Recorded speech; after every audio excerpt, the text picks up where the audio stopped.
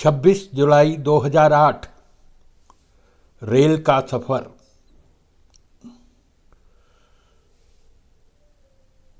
कल दोपहर बस में जितनी डायरी लिखी गई उसको आगे नहीं बढ़ा सका था। न नमस्कार, न ही शुभ रात्रि, कुछ भी नहीं कह सका। जब भी पढ़ूंगा खलता रहेगा। उम्मीद थी कि आगे लिखने का कहीं न कहीं समय मिलेगा, मगर नहीं। आज जब डायरी उठाई और पिछले दिन की समाप्ति बिना किसी अभिवादन के थी, तो सबसे पहले ध्यान आया कि कहीं गलती से अगले पृष्ठ पर तो न लिख दिया हो। पेज पलट कर देखा, वहां भी कुछ नहीं था। फिर ध्यान आया कि कल दोपहर जहां छोड़ा था उसके बाद कुछ लिखने का समय ही नहीं मिला था, और न ही बुखार के कारण लिखने को मन था। आज बुखार तो है मगर कम है, लेकिन व्यक्ति कहाँ तक लेटा रह सकता है। नित्य क्रियाएं भी निपटानी होती हैं, इसलिए उठ बैठा। नित्य क्रिया के पश्चात हाथ मुंह धोकर कुछ तरोताजा अनुभव करने लगा। सहयात्री तबीयत के बारे में पूछने लगे। मेरा एक ही उत्तर था कि कल से बेहतर है। इतने में नाश्ता आ गया। मन ना होने के बाद भी हल्का नाश्ता किया। औषधि जो लेनी थी, औषधि लेने के बाद चाय के साथ साथ गपशप भी की, मगर ज़्यादा देर तक नहीं बैठ सका। अतः अपनी बर्थ पर जाकर लेट गया। काफी समय तक लेटा रहा, मगर जब नींद नहीं आई तो सोचा कि डायरी को ही आगे बढ़ाएं।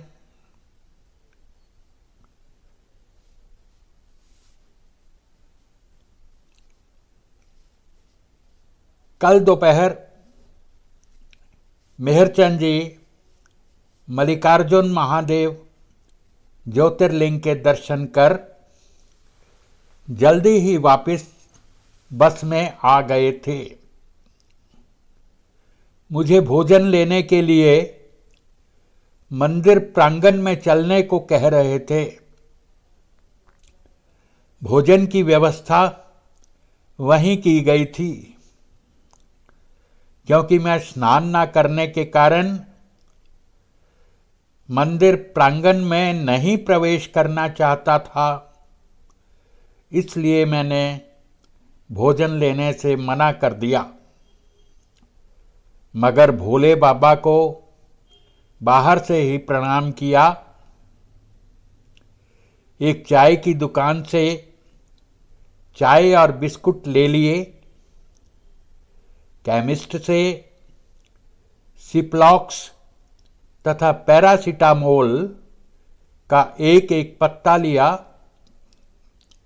उनमें से एक गोली पानी के साथ लेकर वापस बस में आ गया।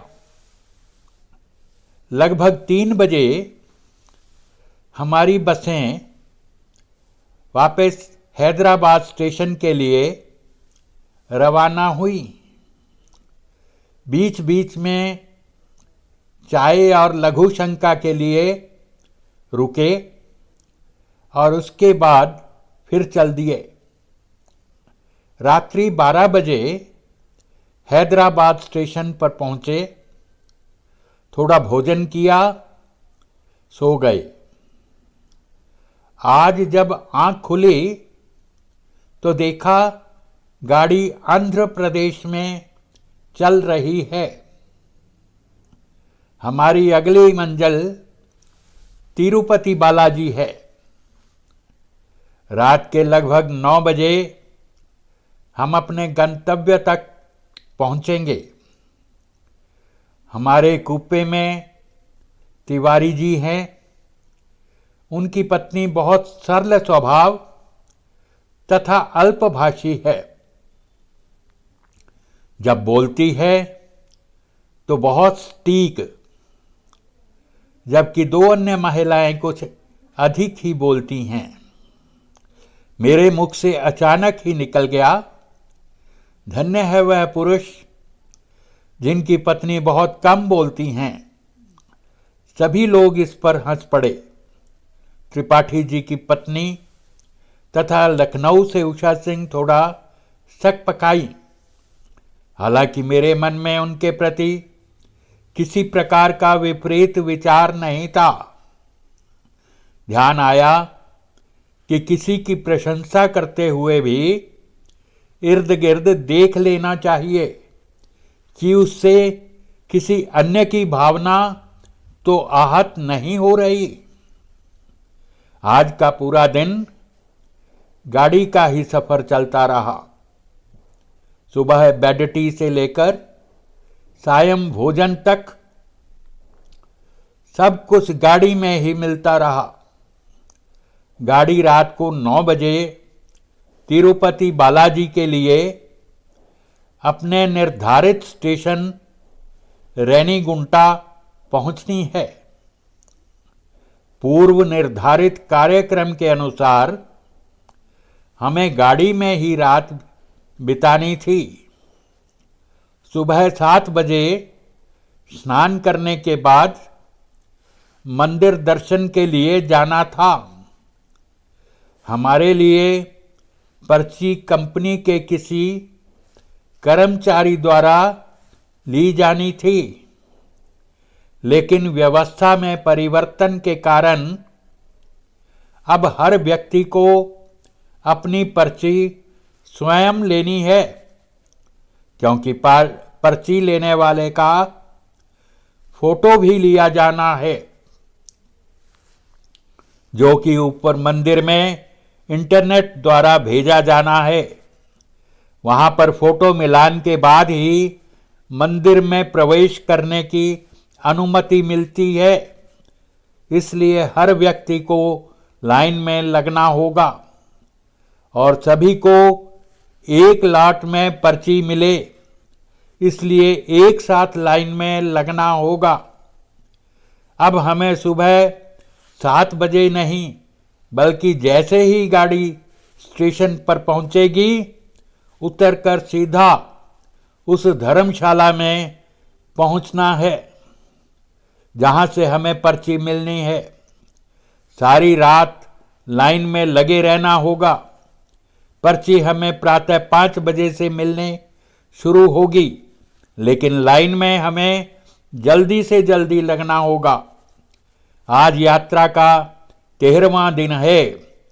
जैसे आज का दिन रेल यात्रा में ही गुजर रहा है, इसी प्रकार पहला दिन भी पूरी तरह से रेल में ही बीता था।